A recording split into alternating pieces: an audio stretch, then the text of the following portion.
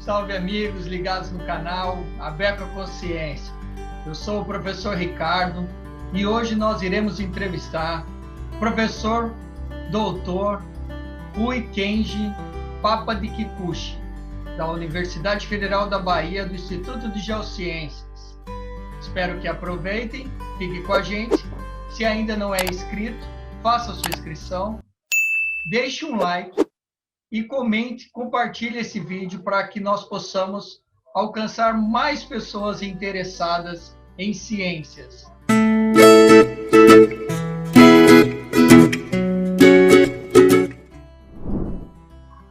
Salve amigos ligados no canal Abeco Consciência.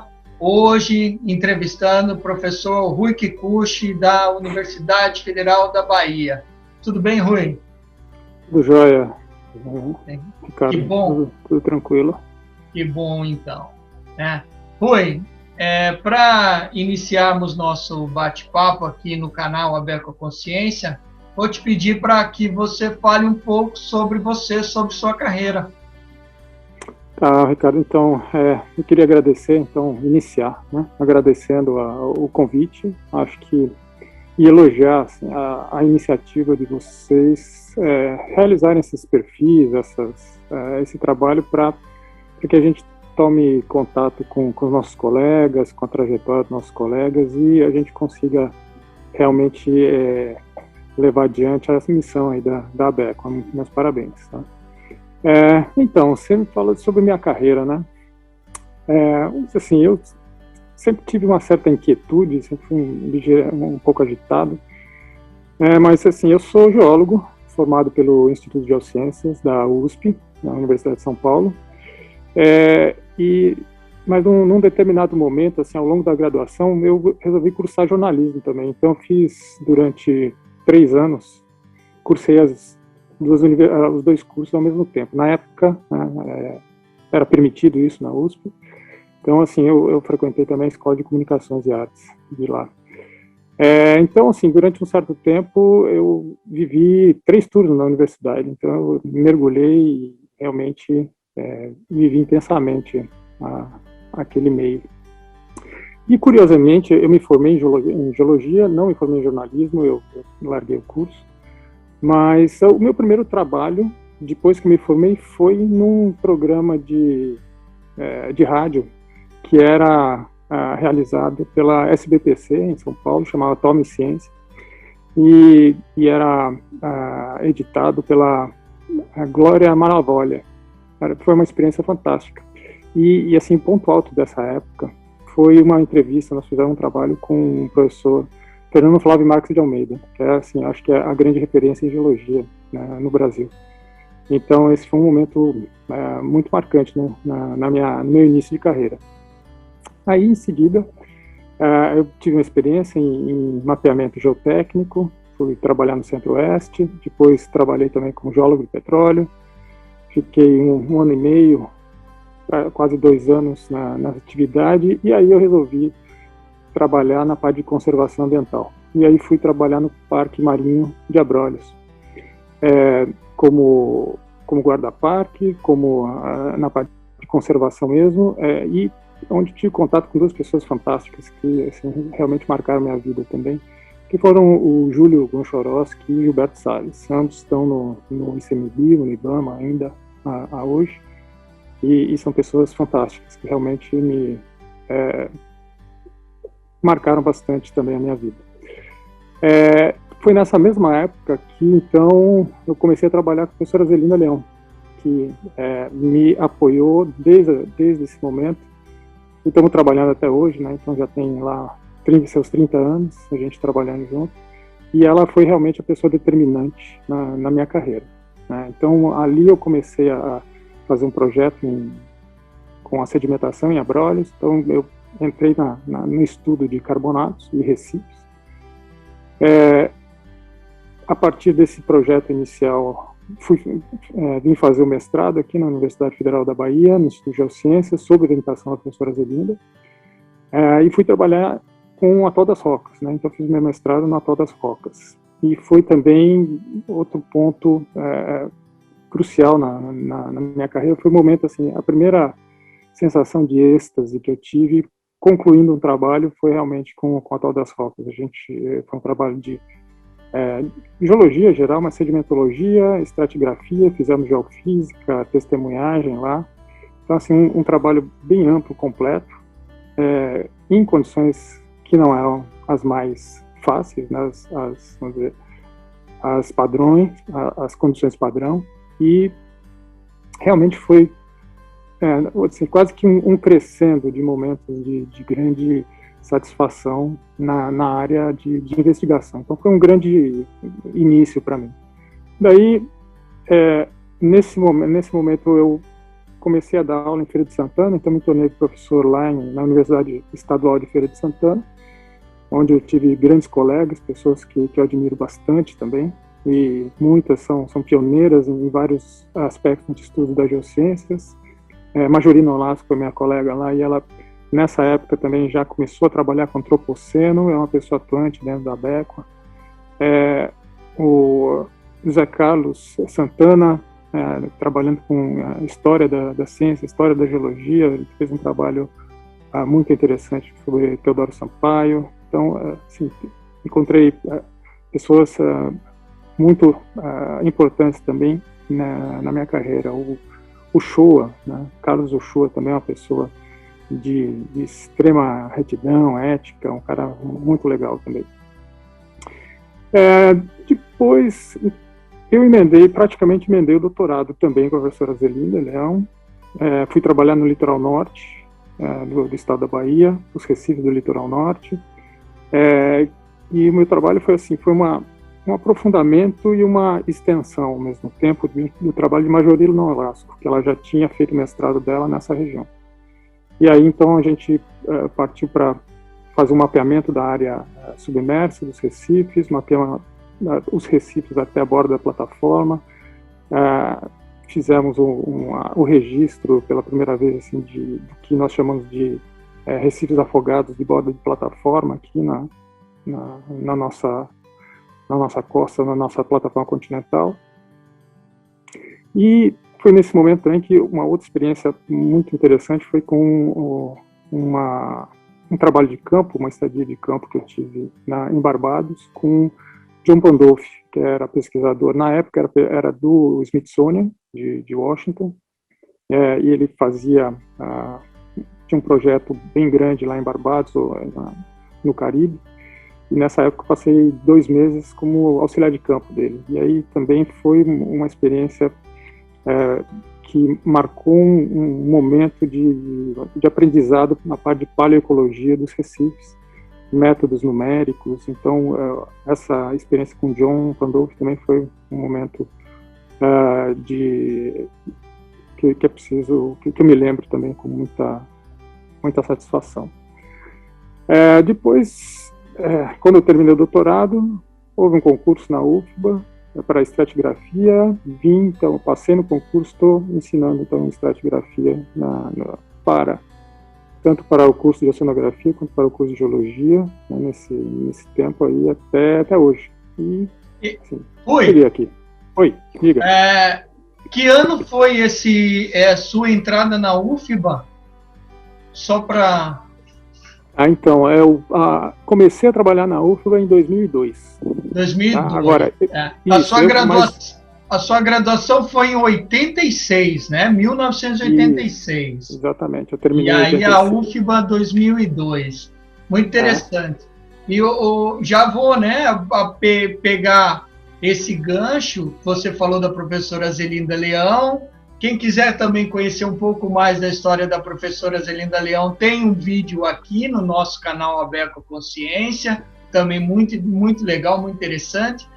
E você falou do professor Almeida, entre outros, né? Mas quem foram os professores e pesquisadores que incentivaram, influenciaram a sua carreira positivamente? Alguns, né? Obviamente... Não dá para citar todo mundo, né? Já citou alguns de Feira de Santana, né? Mas enfim. Então, eu acho que eu preciso começar e não tem como não começar com a professora Zelinda Leão, né? De fato, assim, ela é a pessoa que me aceitou me orientar num início ou num reinício de carreira, num ponto que eu estava recomeçando minhas atividades, ou iniciando na parte acadêmica mesmo. Então, assim, e desde lá, ela foi minha orientadora no mestrado, no doutorado, e depois eu consegui me tornar colega dela. Então, e a gente vem trabalhando junto esse tempo todo. Então, como eu disse, já tem 3 décadas que a gente colabora. Acho que realmente é uma longevidade que até eu tenho inveja de mim mesmo, né?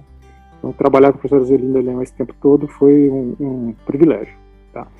Então, assim, depois da professora Zelinda Leão, que acho que realmente é a pessoa marcante na minha carreira acadêmica mesmo, assim, a vertente ou essa vontade de trabalhar na academia, de desenvolver ciência, veio, assim, na faculdade. Acho que, assim, eu tenho algumas pessoas de referência no meu curso de graduação que eu acho que talvez muitos geólogos formados na USP tenham também.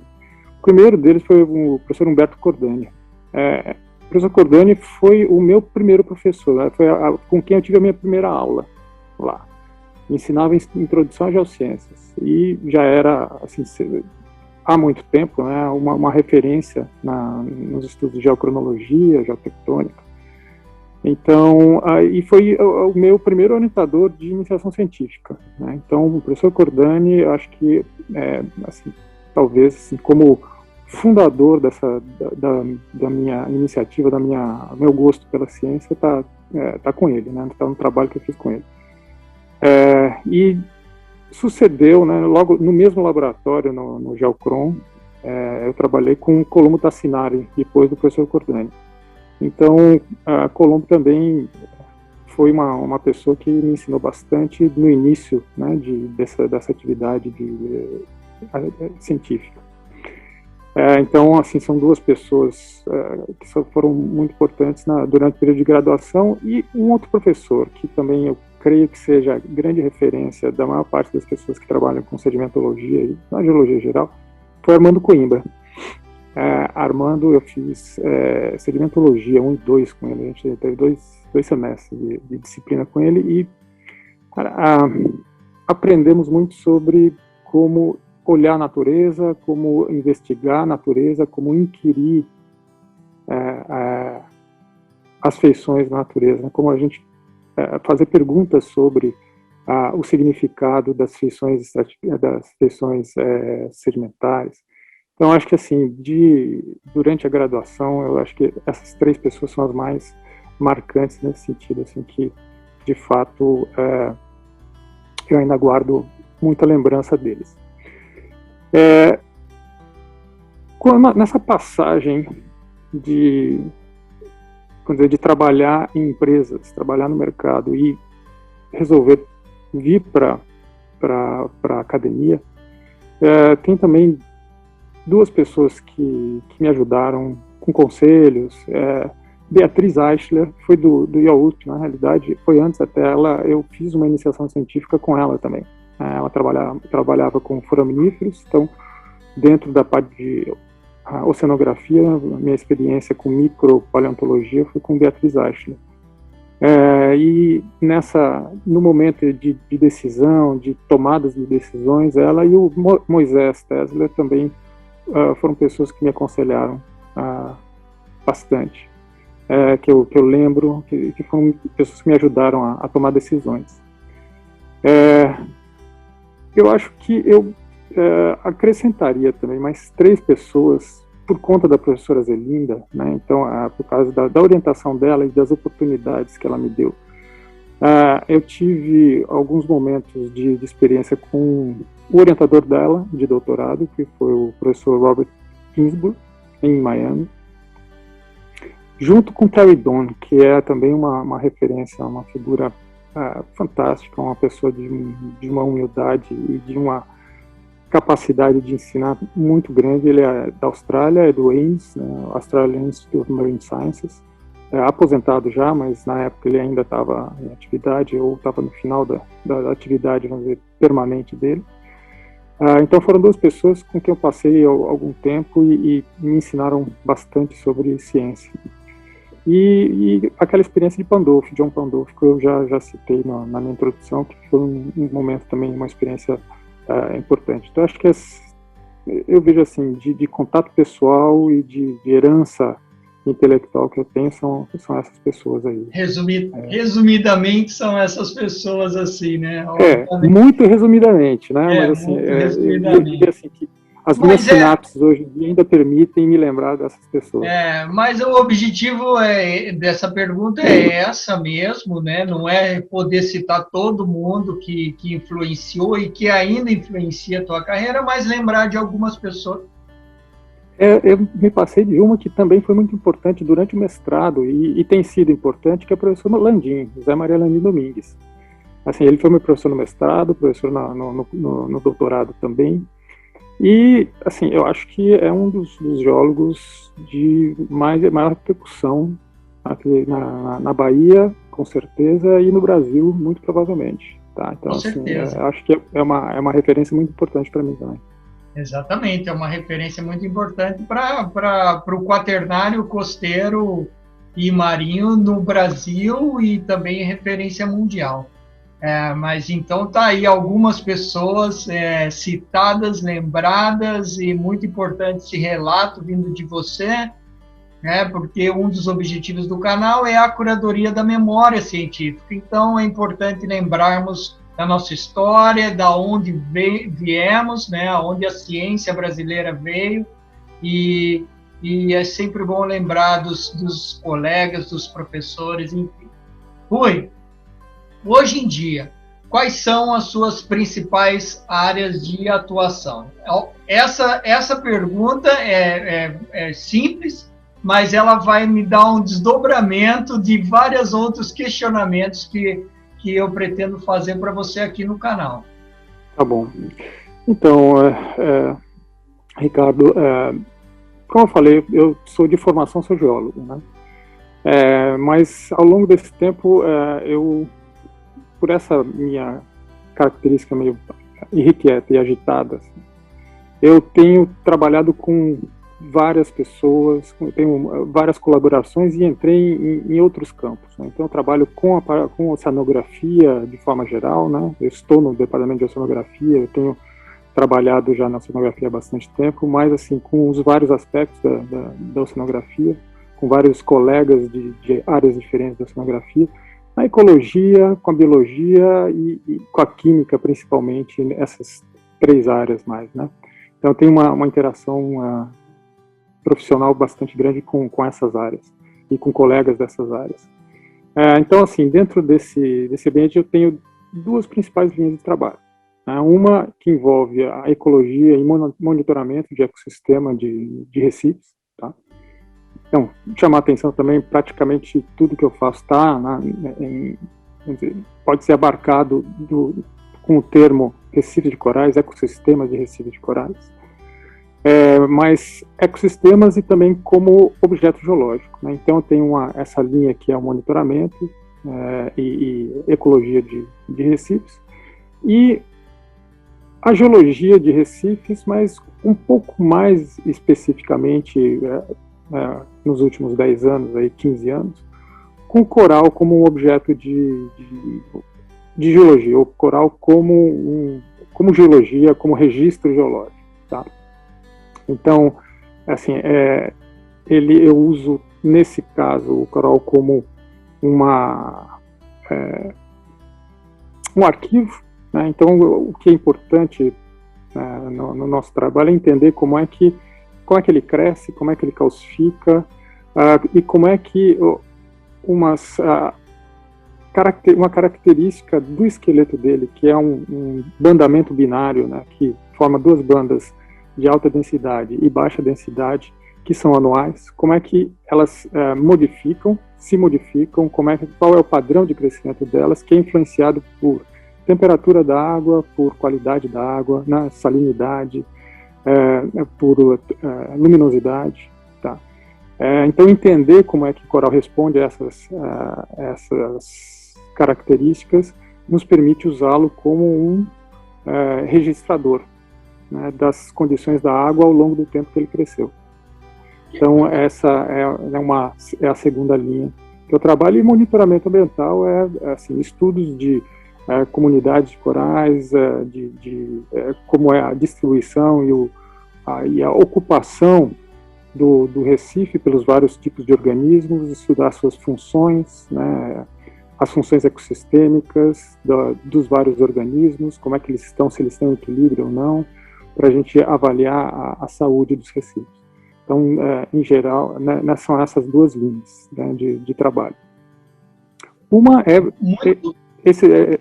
eminentemente de campo, né, de levantamento de dados ecológicos em campo, e o estudo do coral como objeto geológico nos permite, então, ter resultados ou abordagens como não só entender o próprio funcionamento do esqueleto dele, né, ou da formação do esqueleto dele, mas a implicação disso para estudos de mudanças climáticas globais, servir como registros, além do tempo de registro histórico que a gente tem sobre temperatura da água, turbidez, luminosidade de forma geral, a posição do nível do mar.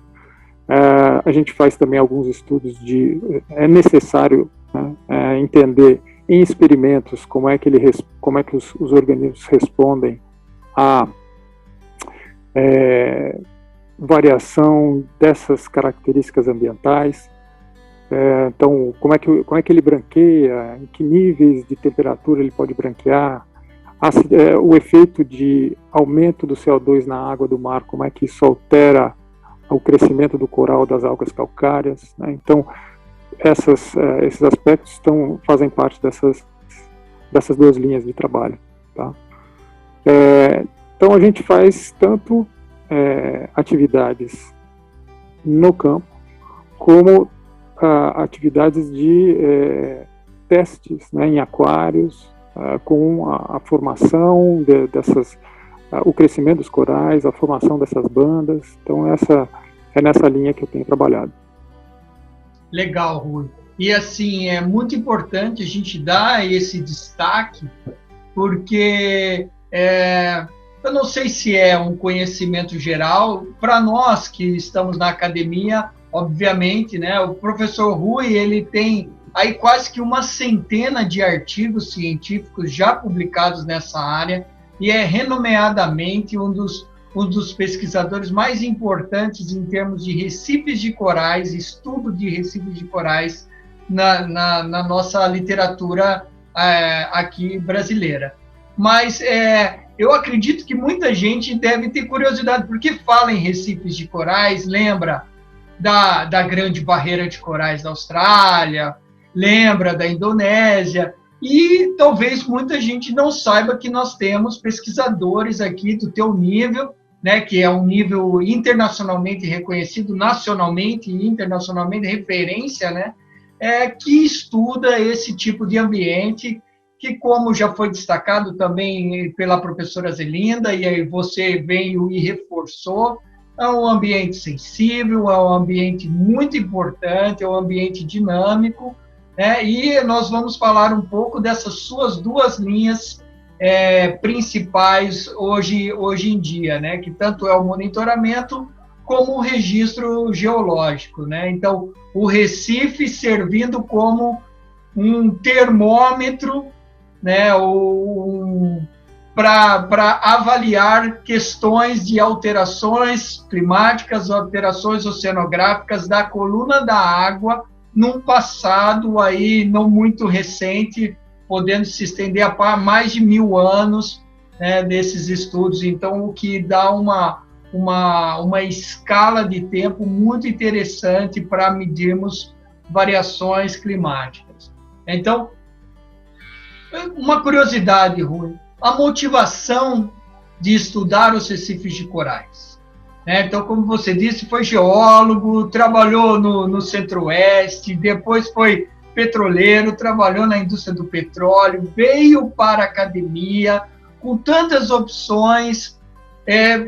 Obviamente, professora Zelinda também deve ter aí, mas recifes de coral. Então, você, na opinião, além da motivação, o que você mais destaca de importância dos recifes de corais? Obviamente, em poucas palavras, né?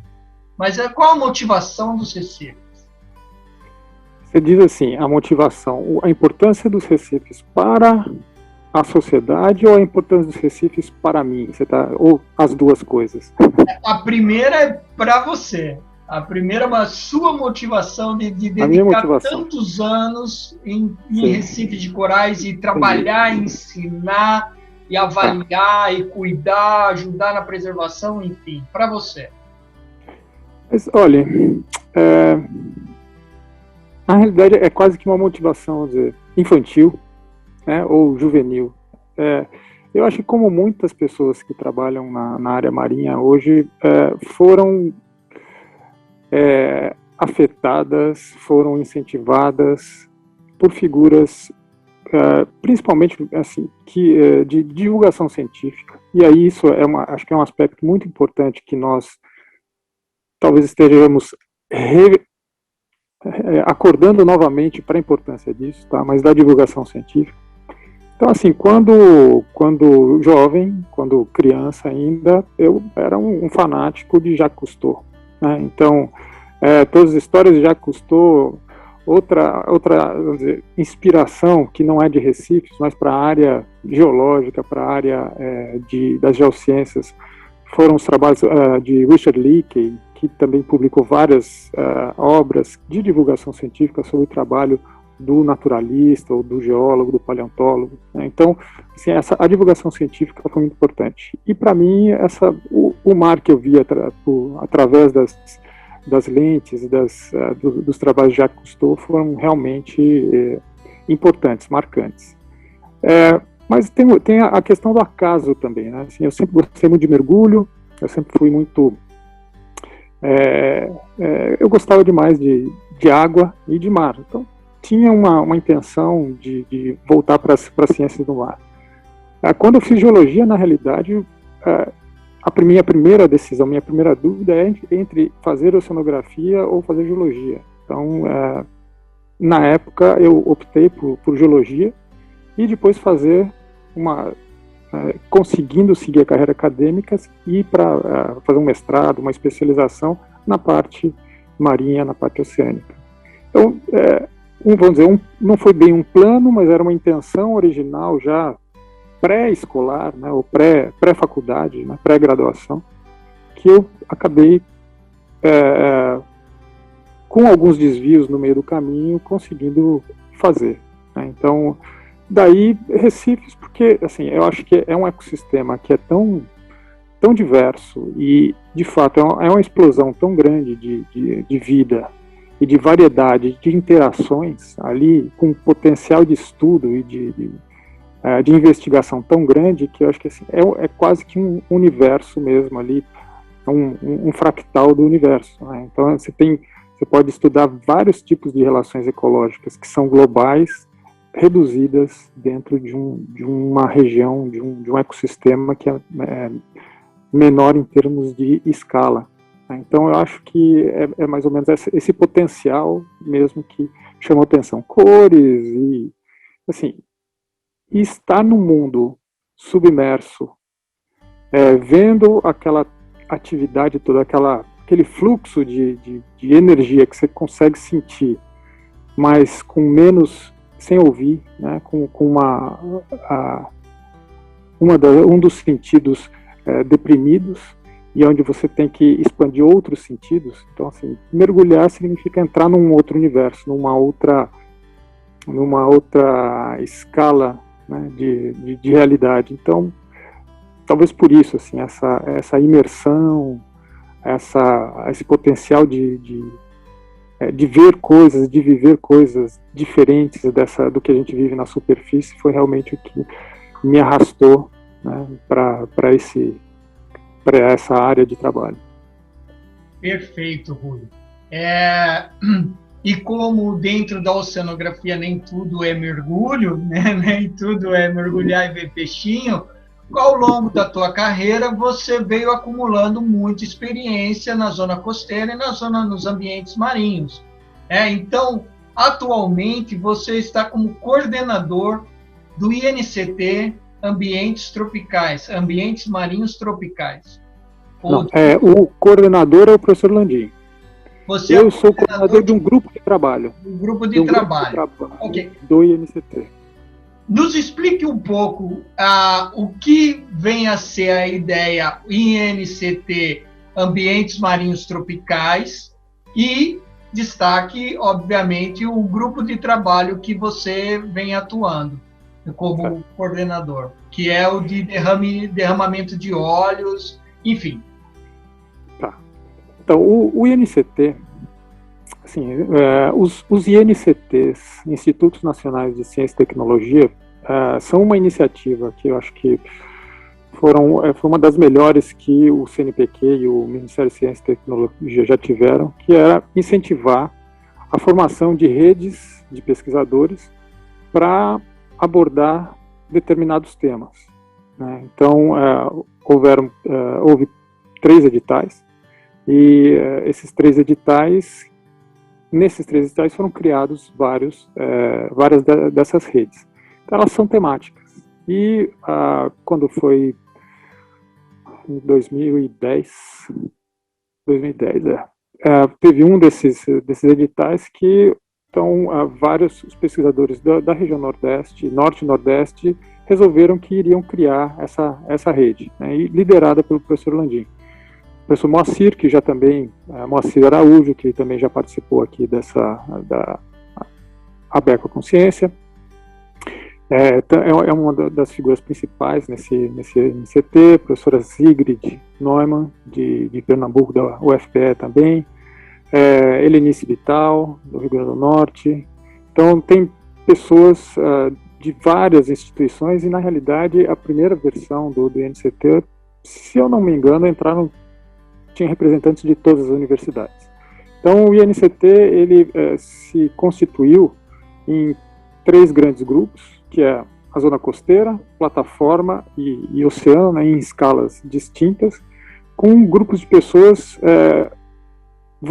focadas em projetos que visam entender a variabilidade e a heterogeneidade desse ecossistema, como é que ele muda da região norte para a região nordeste e leste, né, da nossa costa. Entender, então tem a parte de física, de modelagem, de instrumentação, né, estudos na parte de oceanografia operacional, estudos de mapeamento de geodiversidade e biodiversidade na plataforma continental, e estudos na interação mar, né, continente também, da zona costeira. Então, sim, essa é a ideia do INCT Ambitrópico. Então, a gente tem uma rede constituída que nós estamos trabalhando já, com uma série de percalços. O financiamento não tem sido constante, foi interrompido muito tempo no primeiro edital, depois teve uma segunda chamada em que a gente entrou e nós fomos aprovados novamente, houve uma liberação de verba, parou um ano, retomou. Então, assim, nós temos essa rede, ela funciona, e principalmente como uma associação e um meio da gente ter contato e tentar desenvolver ideias, né, de trabalho. Então, a gente já tem muitos resultados, muitos trabalhos, principalmente de monitoramento ao longo desse tempo. A ideia desse INCT também era criar séries temporais de de variáveis essenciais, né, tanto oceânicas como de biodiversidade. Tá? Então, a gente tem essa iniciativa já que dura lá já tem 10 anos. Tá? Então, dentro desse INCT, vamos dizer, o padrão, né, nós temos um grupo de trabalho que é de recifes e ecossistemas coralinos. Então, esse grupo de trabalho é constituído por pessoas, por colegas que também estão em toda a região Nordeste, e a gente tem o nosso foco é entender a heterogeneidade, a variabilidade espacial e temporal desses parâmetros ambientais e de biodiversidade dos recifes. Quando houve o acidente do óleo, em 2019, o MCT teve uma iniciativa em novembro já, no final de novembro, isso, que foi o lançamento do programa Ciência no Mar. E junto desse lançamento, então, eles conseguiram um recurso extra para fomentar estudos que permitissem entender como o problema do óleo na costa do Nordeste e parte do Sudeste tinha afetado ecossistemas e a população. Tá? Então, uma vez que nós já tínhamos essa rede, fez todo sentido o MCT fomentar o INCT. Então, nós temos 3 INCTs no Brasil, voltadas ao mar, né, que a gente, assim, de forma informal, chama de os INCT Mar, que um é coordenado pelo professor José Milbert, lá da FURG, o outro é coordenado pelo professor Ricardo Coutinho, do IAPM, da FURG é o INCT Marcoi, e o da FURG, e o do IAPM, que está sediado no IAPM, é o ProOceano.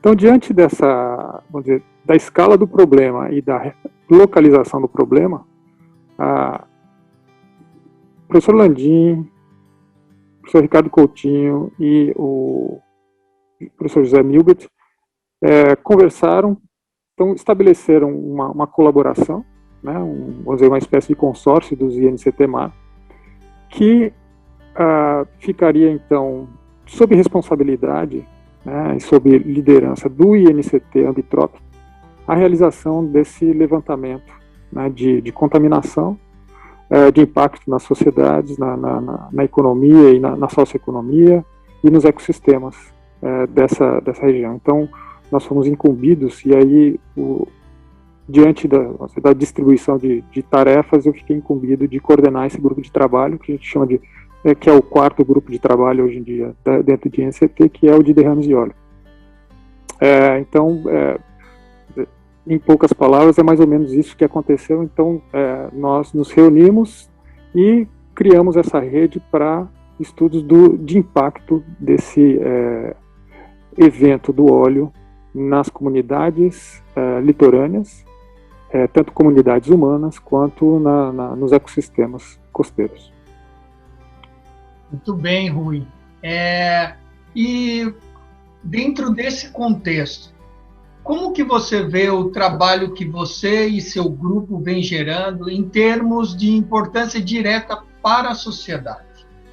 E também, como que você vê a resposta da sociedade em relação aos trabalhos? Porque a gente sabe, muitas vezes, a ciência ela é uma ciência, pode ser ciência básica, né? E depois as aplicações depende muito dos casos, né? Mas aí, como que você vê os trabalhos?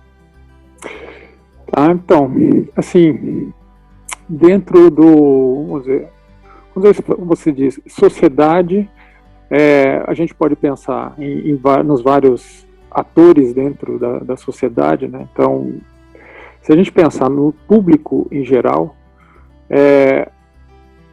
nós estamos fazendo um esforço bastante grande de tentar aumentar a interação e o fluxo de informações e dados que a gente pode ter, pode prover, né, e dialogar, usar para dialogar com a comunidade. Tá? Então, eu acho que nós, da academia, e aí eu estou falando em termos pessoais, eu praticamente o tempo todo, eu realmente me dediquei muito à produção científica, ao nosso ambiente acadêmico, e um pouco mais para a interação com autoridades de decisão política, e muito menos para divulgação científica. Então, acho que se a gente puder montar um tripé nesse aspecto, acho que a gente precisa também dedicar bastante tempo para a divulgação científica, e talvez essa esse exercício de ajuste, de melhoria de linguagem, nos ajude também a melhorar nossa comunicação com os tomadores de decisão. Tá? Então, isso, vamos dizer, quase que um meia-culpa que eu faço. Tá? Mas, apesar disso, muitas das nossas iniciativas têm tido repercussão, têm tido ressonância na sociedade. Tá? Eu diria assim, várias iniciativas, e acho que isso muito por crédito da professora Zelinda, e por causa da reputação que ela construiu ao longo da carreira dela. Então, houve muita colaboração, houve algumas colaborações com prefeituras municipais. Eu trabalhei junto com ela nesses pareceres para recomendação de a formação, criação de unidades de conservação municipais do Recife de Fora. Eu lembro que, na época, a gente fez um trabalho de campo, fizemos um pequeno relatório que fundamentasse uma lei municipal que criaria o Parque Municipal de Recife de Fora. Houve consultas e ela colaborou também nesse momento. Assim, eu auxiliei a gerar informações também para o estabelecimento do Parque Municipal, o APA Municipal de Pinaúnas, né, do Recife de Pinaúnas.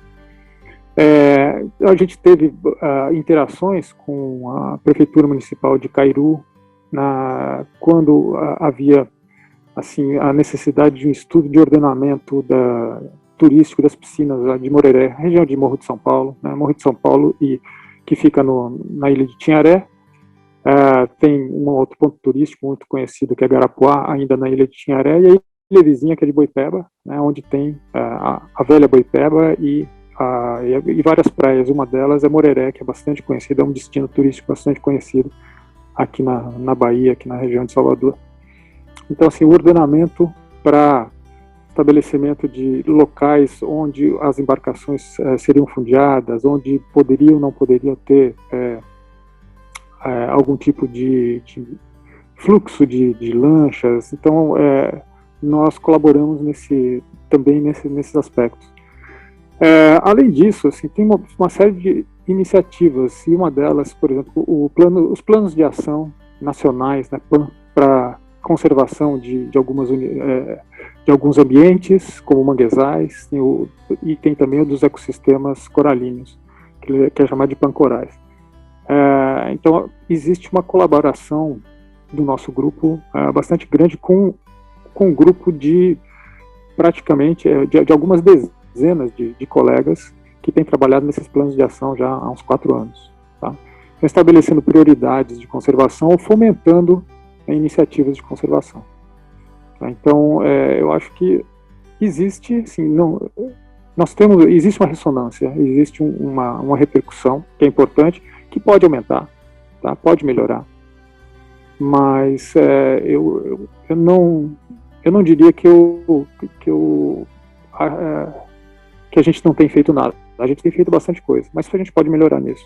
Eu acho que eu estou insistindo um pouco nisso, mas acho que a parte de divulgação científica a gente precisa, né, ajustar um pouco a nossa linguagem para comunicação com os outros companheiros de luta, né, na conservação ambiental e na gestão ambiental. Exatamente, eu também concordo, né? Então, obviamente, uma das iniciativas do canal Aberto à Consciência é aproximar a sociedade da academia, porque nós não vivemos entre muros, e o que nós fazemos, além de ser feito com muita dedicação e com alto rigor científico, também é para ser aproveitado, né? Usufruído pelo máximo da sociedade, né? Então, por exemplo, só o que você já destacou em termos de conservação, biodiversidade, né, e por ordenamento, planejamento, tudo isso a sociedade deve usufruir cada vez mais, e procurar também os professores, os pesquisadores, para fazer essa participação. Oi. Termine, que aí eu me lembrei de uma coisa, eu queria também adicionar. Então, algo que eu tive uma experiência, foi muito interessante, que eu aprendi, realmente fui alertado para isso. Eu participei de um outro INCT, que era o de mudanças climáticas, e na época existia uma colaboração com a Rede Clima, que é coordenada pelo Moacir Araújo, né? Então eu faço parte da Rede Clima também, trabalho com eles lá, e houve um seminário, né, e das iniciativas que esse INCT das mudanças climáticas, que era coordenado pelo professor Carlos Nobre na época. Então ficou muito evidente que havia uma necessidade muito forte de colaboração das nossa área de pesquisa, que em inglês a gente chama de hard sciences, né? Mas com as ciências sociais também. Que a participação dos cientistas sociais e dos comunicólogos, né, das pessoas que trabalham com comunicação, é fundamental para que a gente conseguisse avançar na investigação científica, avançar na compreensão dos problemas, melhorar a amplitude da nossa compreensão de problemas e incorporar novos atores e novos modos de ver a ciência ou os problemas com que a ciência trabalha. Isso foi há uns 4 anos atrás. E uma tentativa, e o que nós estamos fazendo, não tentativa, mas nós estamos fazendo com alguns subprojetos do INCT, do grupo de trabalho de óleo, né, derrames de óleo, também, assim, e é preciso reconhecer, por incentivo do CNPq, estabelecer iniciativas que são de ciência cidadã, ou que caminhem para que a gente consiga evoluir para uma ciência cidadã, ou seja, iniciativas em que não só as pessoas que estão nos locais afetados nos ajudam a resolver problemas, mas elas nos ajudam a elaborar problemas, tá? Então, acho que isso é uma etapa, não é uma evolução da ciência, mas eu acho que é um novo caminho que também precisa ser percorrido, e nós estamos tentando percorrer agora com o INCT de derrames de óleo, tá? Assim, do grupo de trabalho de derrames de óleo do INCT Ambitrop. Então, temos produzido material que as pessoas usam, olham e usam, e vão nos dar retorno, e a gente vai, esse material, assim, um site, um mapa colaborativo, que já está no ar, o link está no site do INCT, mas existem iniciativas e redes de trabalho em socioeconomia que estão investigando, do ponto de vista psicológico, do ponto de vista das comunidades, o sofrimento, né, que esse evento do óleo causou, e também a capacidade de resiliência que essas comunidades têm. Tá? Então, essas iniciativas são lideradas por diversos colegas, né? Miguel Ascioli, que é da UFBA também, tem a Caterine Prost, colega nossa do Instituto de Geociências. Temos uma colega da medicina também, que é a professora Rita Rego, que conseguiu aprovar um novo projeto também para avaliação do impacto do óleo em mais longo prazo nas comunidades pesqueiras. Tem colegas do Rio Grande do Norte, Priscila Lopes, Samuel Façanha, da UFC, Marcelo Soares também, da UFC. Então a gente tem várias iniciativas que estão no caminho de tanto agregar socioeconomia com contaminação, com a parte da química, da bioquímica, como também incorporar as comunidades no desenvolvimento desse projeto. Assim, ele começou de cima para baixo, né? A gente recebeu uma incumbência e estamos desenvolvendo. Mas isso abre a perspectiva da gente aprender a começar a criar problemas junto com as comunidades. Miguel Acioli já faz isso há bastante tempo, tá? Mas, e ele é biólogo do Instituto de Biologia. Mas, assim, eu estou tendo esse contato e é uma coisa muito nova para mim e é muito interessante, né, de você aprender a ouvir as pessoas e incorporar a visão delas no seu fazer científico. Então, essa, assim, é uma vertente que é fantástica, que eu acho que a gente precisa prestar atenção lá. E lembrando que, para nós, né, quando fala criar problemas, a ciência vive de problemas, né? Então, criamos um problema, estabelecemos as perguntas de pesquisa, os objetivos, e aí sim desenvolvemos um projeto. Então, criar problema no sentido de abrir uma visão de investigação, um novo olhar que talvez não tenha sido contemplado em outros projetos e em outros objetivos, né? Mas essa parte social de afetar comunidades, isso é extremamente relevante. A gente teve o problema do derramamento de óleo no Nordeste, nós tivemos o problema da foz do Rio Doce, o caso de Brumadinho, né, da indústria. Enfim, nós não estamos livres de hazards, né, dos desastres naturais que podem ocorrer, principalmente na área costeira, onde tem aí o contato direto entre o continente, o ambiente continental e o ambiente marinho, né? Então, a gente tem sempre que estar monitorando, entendendo, conhecendo, para que, eventualmente, em um momento de uma mitigação, saibamos utilizar as melhores técnicas e recursos humanos necessários para conter certos tipos de desastre com o menor impacto possível, já que são desastres, né? Rui, tenho que agradecer mais uma vez, né, a tua presença aqui, o papo está super interessante.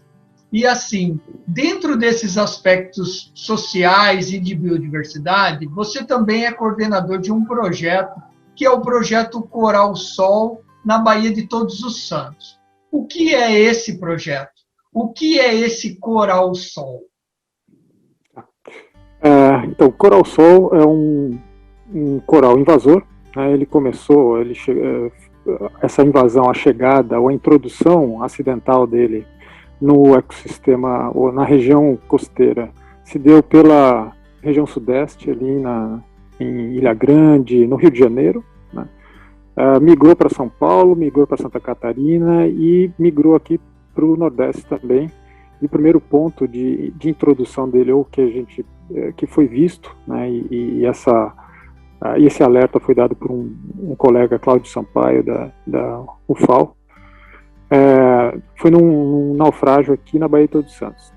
É um coral então, que não crescia aqui no país, nas nossas águas, e foi introduzido muito provavelmente através de navios e plataformas de petróleo na região do Rio de Janeiro. Tá? Então, ele se torna um problema porque, principalmente na região de costões rochosos, onde você tem uma biodiversidade muito diferente da de Recifes, você tem houve um espalhamento assim muito rápido desse organismo. Então ele ocupou espaços e ele mudou completamente a paisagem, né, a seascape, né, a paisagem submarina.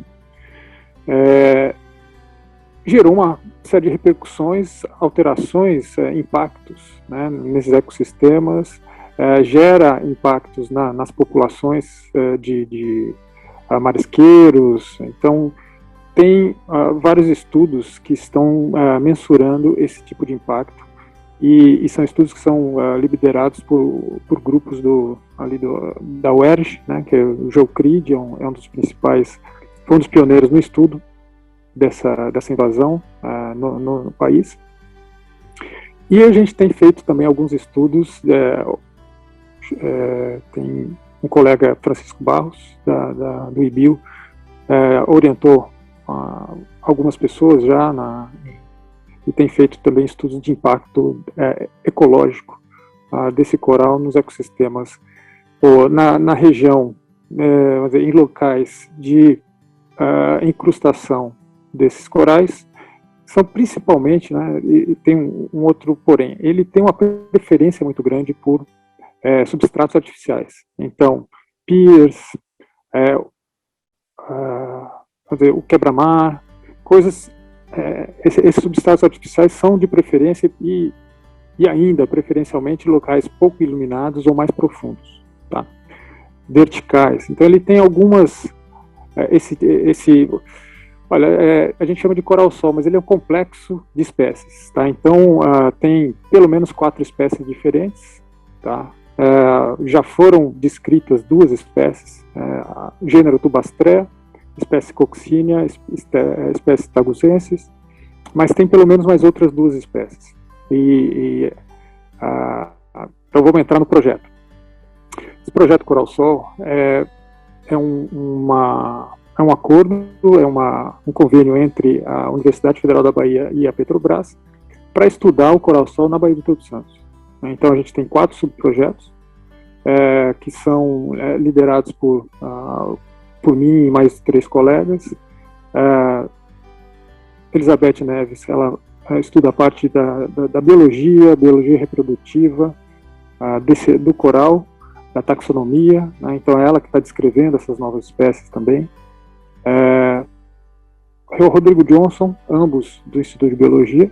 O Rodrigo Johnson trabalha mais com as espécies associadas, né? E a parte ecológica de interações, né, do coral-sol com as outras espécies vizinhas e companheiras ali no ambiente onde elas crescem, que pode ser tanto substrato artificial como substrato natural, e dentro desses substratos naturais, tanto recifes quanto afloramentos rochosos, né, costões rochosos. Tá?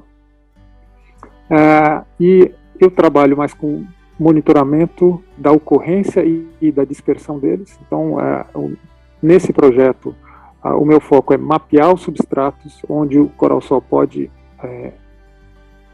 se incrustar, substratos estáveis, e a gente monitorar ao longo do tempo, ver se ele é incrustado ou não.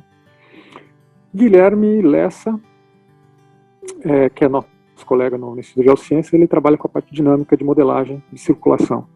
Então, o que nós pretendemos, onde nós vamos chegar com esse projeto? A gente fazendo um mapa, tendo a dinâmica de distribuição, entender como é que o coral pode se espalhar dentro da Baía de Todos Santos e, eventualmente, vou usar um termo hidrodinâmico, mas transbordar, né,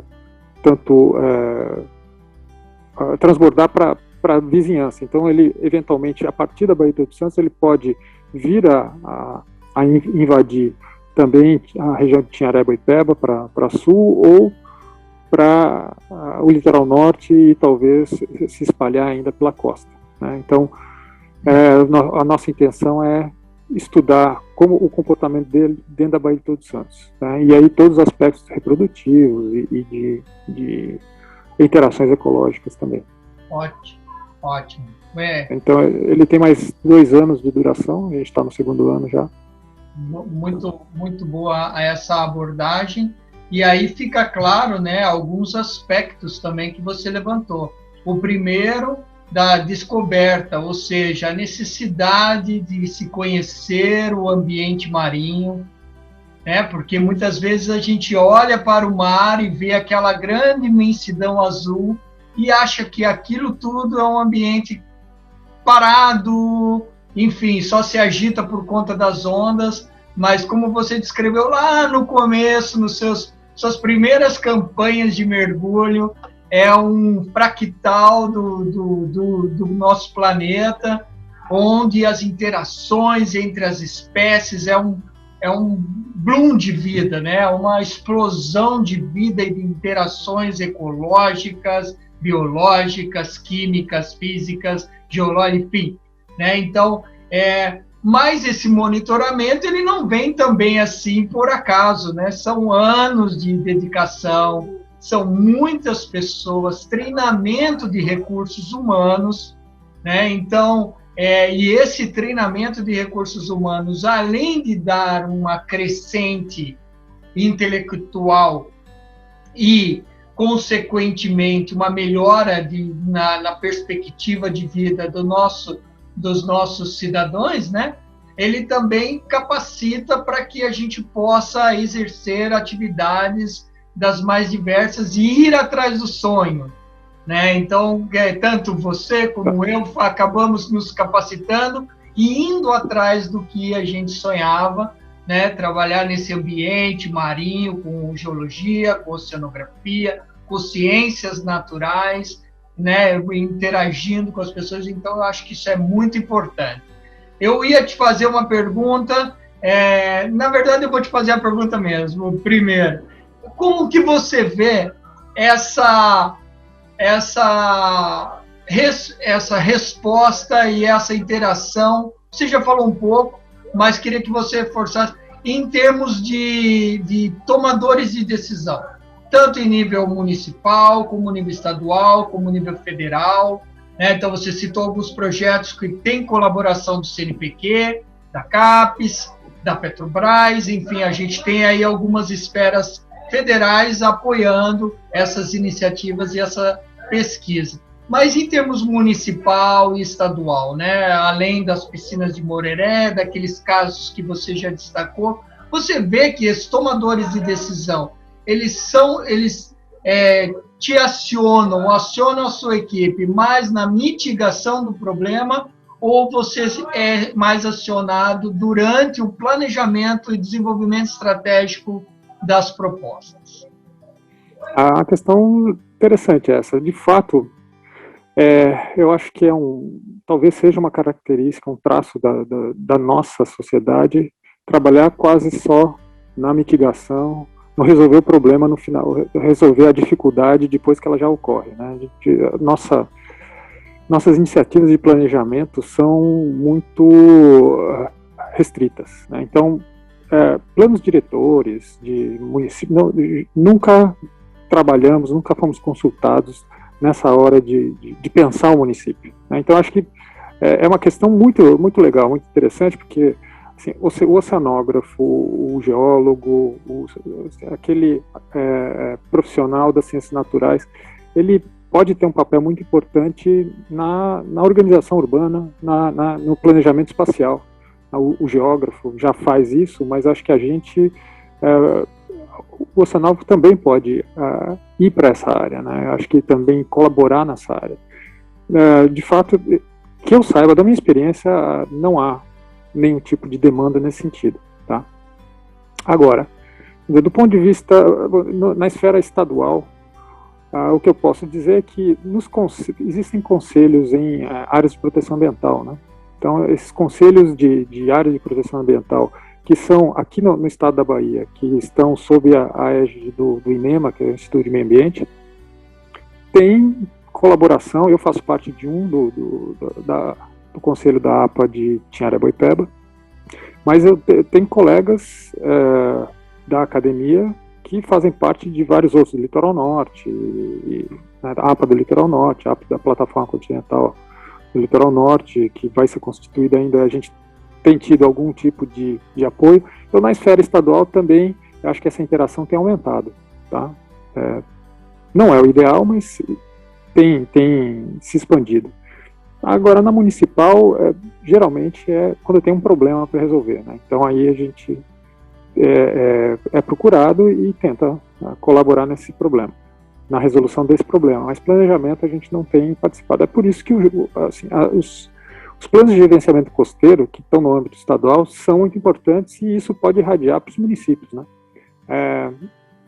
Mas, assim, eu diria que, pessoalmente, talvez eu tenha uma experiência limitada nessa interação, mas eu vejo muitos colegas colaborando com o município de Salvador, né? Houve criação de uma nova unidade de conservação aqui, a APA da Barra, tá? Então, tem iniciativas de criação de uma APA, de uma área de proteção ambiental municipal na Cidade Baixa. Então, assim, se a gente pensar na gestão urbana, gestão municipal, e está aumentando isso, tá? Eu, pessoalmente, não tive nenhuma interação recente, tá, no planejamento, mas eu tenho colegas que estão estão fazendo isso. Então, eu acho que a universidade, a academia não está omissa, né, e está cada vez mais se engajando e se criando oportunidades de contribuir com o conhecimento que ela adquiriu ou que ela pode adquirir nessa própria interação com o poder público e com a sociedade em geral, com a população, né? Logicamente. E espero que esses exemplos, tanto do município de Salvador, da criação, monitoramento dessas áreas e áreas de preservação das APAs, né, também ocorram em outros municípios, não só da Bahia, mas ao longo aí do estado brasileiro, né? A pergunta que eu ia... Oi, fala. Deixa eu só completar isso também, assim, é que nós temos um viés muito de área de proteção ambiental, né? Mas eu acho que, assim, criar, não só criar áreas, isso é muito importante, mas na própria gestão e ordenamento urbano, né, nos planos gestores, que são trabalhados principalmente por arquitetos, geógrafos, eu acho que é possível, né, que haja uma interação do cientista natural, né, daquele que está mais focado nos processos, mas também em colaborar com essa ordenação. E, se existem algumas experiências, eu não vou saber citar aqui agora, mas eu conheço pessoas que já contribuíram com isso também. Com certeza, e quando a gente abre, né, a gente se abre, né, para a arquitetura, o urbanismo, o espaço geográfico, né, enfim, as ideias elas vão se tornando numa forma mais harmônica e aí consegue identificar até mais vetores e enfim, né, a própria cidade, né, num olhar mais aberto. Ou uma função que você desenvolve, né, ao longo de décadas é a formação de recursos humanos. Então, além de estar no departamento de oceanografia e ministrar disciplinas para oceanografia, para geologia, enfim, para outras ciências que eventualmente outros estudantes, você também é orientador dentro do programa de pós-graduação em geologia da Universidade aqui Federal da Bahia, né? Então, um panorama geral, né, como tem sido esse trabalho dentro do programa, né, e até mesmo qual é a importância de um programa de pós-graduação, né, situado aqui na Bahia, que já é um programa consolidado, com 40 anos de existência, né? Então, eu pergunto isso porque você já está dentro desse programa há décadas, né? Hoje é professor titular do Departamento de Oceanografia, né? Não estou te chamando de old school, mas assim, né, você tem essa memória, né, como alguns outros colegas têm e terão aí a possibilidade de falar dentro do canal. Mas eu queria que você desse um panorama dentro dessa área de geologia costeira, marinha e sedimentar, né, e o trabalho que vocês realizaram e vêm realizando na formação de mestres e doutores em geologia e geociências. Então, obrigado pela pergunta, Ricardo. Eu só vou completar, eu trabalho na pós-graduação há mais tempo, né? Já desde que eu entrei aqui na UFBA, na pós-graduação em Geologia, mas eu também sou membro permanente da pós-graduação em Ecologia, que fica lá no Instituto de Biologia. Sim, o da Ecologia é bem mais novo, mais recente e tem uma dinâmica bastante diferente da pós-graduação em Geologia. Tá?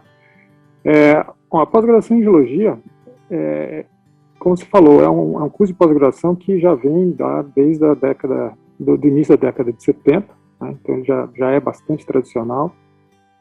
Ele foi formado principalmente por um grupo estudando a geologia mais tradicional, a geologia dura, a geologia econômica, a petrografia, com sedimentologia e geofísica, né? Assim, ele era mais ou menos contemporâneo com a geofísica.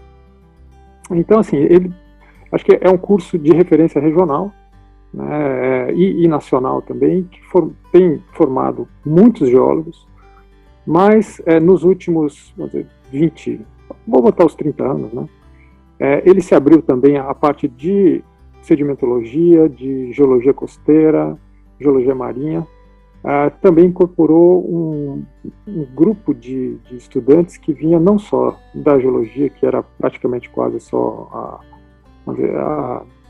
as pessoas que procuravam, né, os profissionais que procuravam a pós-graduação, mas também com muito biólogo, geógrafos, tá, engenheiros e, mais recentemente, oceanógrafos. Né? Então, com a criação do curso de graduação em geologia, aumentou também o público, né, a demanda com a oceanografia.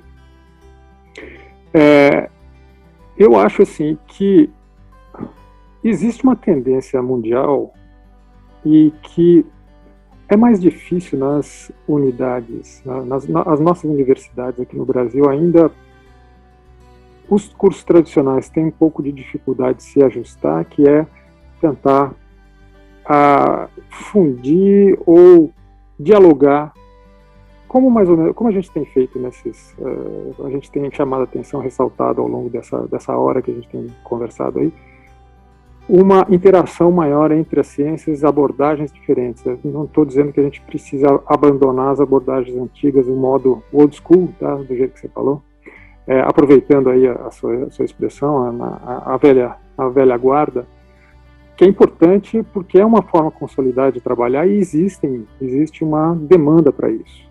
Né? Então, a gente tem serviços de mapeamento geológico, a gente tem locais, empresas que precisam de abordagens tradicionais para formar e especializar pessoas assim, ou a gente precisa formar pessoas para esse mercado. Mas a gente precisa aumentar um pouco mais a interlocução e a conversa entre os vários ramos da ciência. Eu acho que, ao mesmo tempo que a ciência se especializa e cria subdivisões, chega um momento que essas subdivisões elas se isolam muito e elas precisam voltar a conversar. Né? Então a gente tem que ter esses momentos de reagrupamento. A criação do curso de oceanografia de graduação, eu acho que com o tempo demanda uma criação de pelo menos uma linha de pesquisa muito bem estabelecida, uma subdivisão, um espaço dentro das geociências, uma área de concentração, isso, obrigado.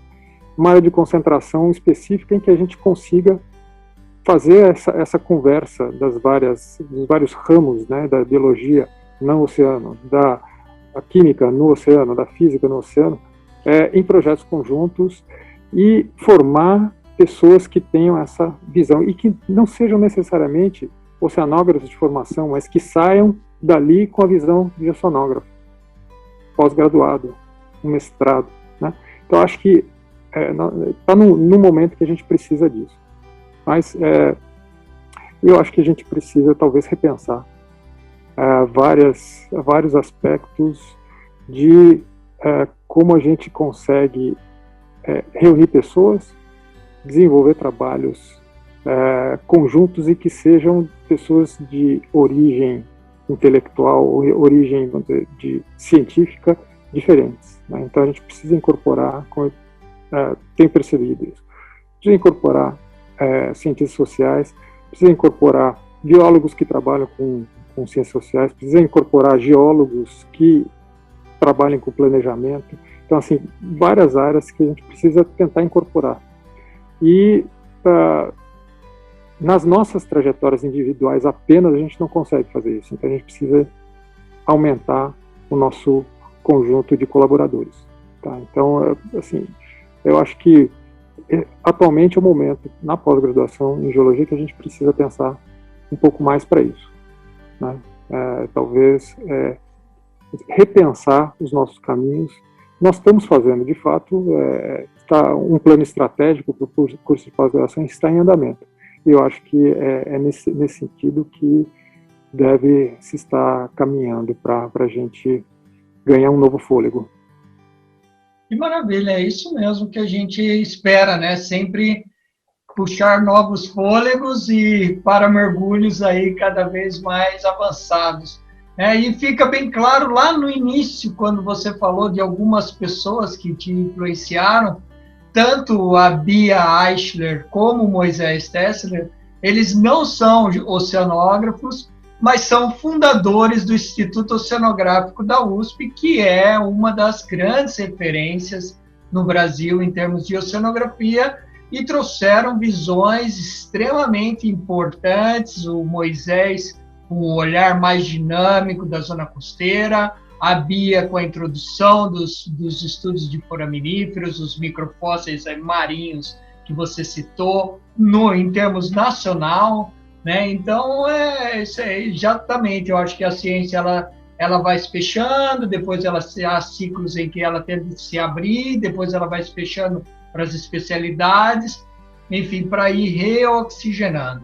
Rui, a conversa está show de bola, posso dizer assim, um trocadilho, mas nós estamos chegando na fase final da entrevista. Lembrando que a descrição do professor Rui Kikuchi vai estar aqui na descrição do vídeo, então, juntamente com as informações necessárias, caso queiram entrar em contato com ele, acessar o currículo Lattes, né, na plataforma Lattes do CNPq, enfim. Né? Então, vai ser muito fácil de encontrar o professor Rui Kikuchi aí nas informações em termos de mídia social, né? Institucionais. Mas eu queria que você falasse um pouco, não poderia deixar, né, de perguntar sobre a importância da ABECOA para você e também da década dos oceanos. A ABECOA, assim, por toda essa conversa que a gente teve, eu acho que a ABECOA é uma sociedade, uma associação que reúne todo o potencial de diálogo, de interação que nós podemos ter para entender os problemas ambientais atuais.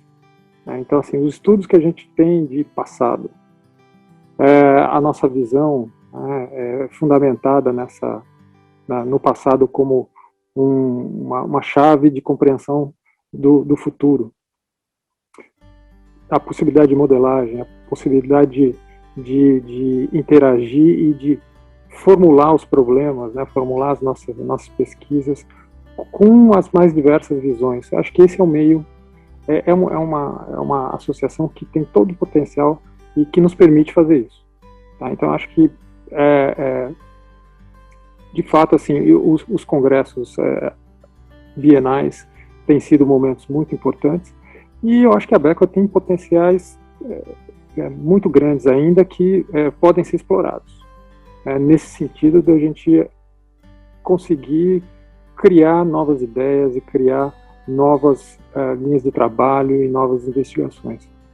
Justamente porque trata do ambiente dos últimos, né, desse último período de onde o ser humano apareceu. Então a gente tem justamente essa visão mais preocupada com como o homem, a partir do momento que o homem apareceu, o que tem acontecido. Então, acho que assim, é o local onde a gente pode formular e discutir essas coisas.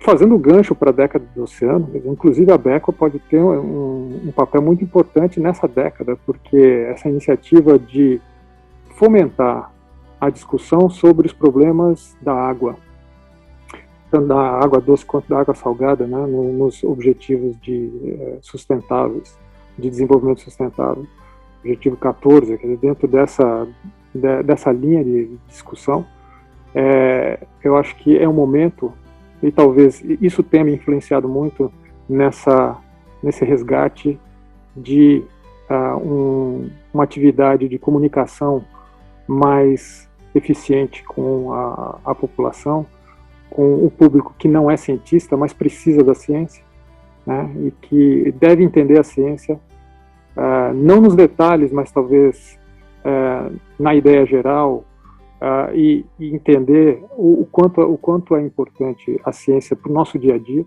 né? Então, a década dos oceanos tem um papel fundamental nesse sentido. Eu acho que a gente, através de todas as iniciativas que os órgãos e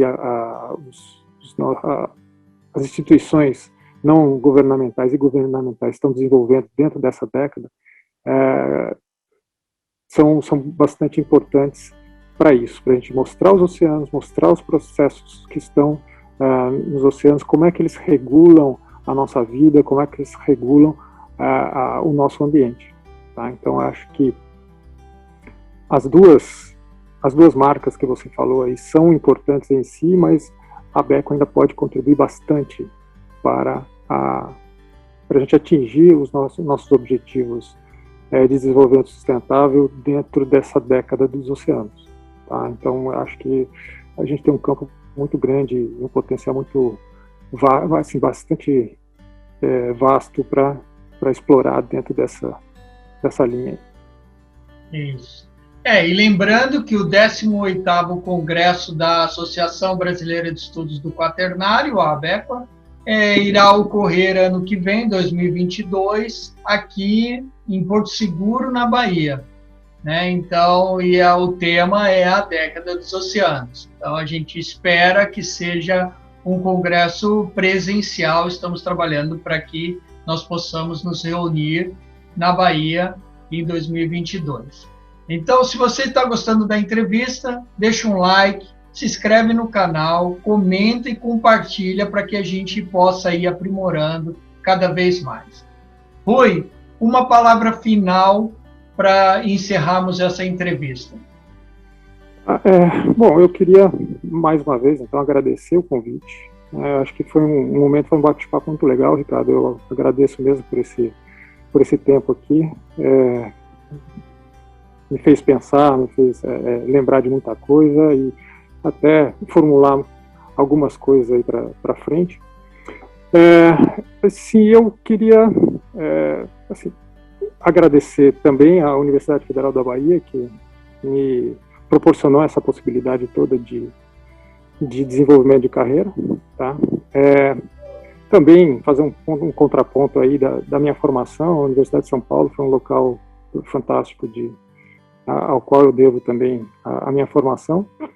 Mas eu queria também, a gente falou muito de professor, mas eu queria lembrar também que às vezes tem pessoas que trabalham conosco vamos dizer, na mesma categoria e que são muito importantes e nos ensinam bastante. E eu queria fazer só uma menção à Marília de Oliveira, porque ela, assim, tem me ensinado muita coisa sobre método de trabalho, sobre como desenvolver trabalhos em laboratório. É uma pessoa que teve muita influência no desenvolvimento dos experimentos e na organização do laboratório que a gente tem ali no Geociências. E foi aluna de professora Zelinda Leão também, foi formada por ela, tem uma história bastante interessante, mas que eu acho que é preciso mencionar aqui nessa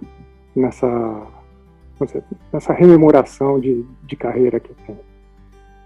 Tá joia. Então, obrigado mais uma vez, professor Rui, por essa conversa, e seguimos em frente que a vida não espera.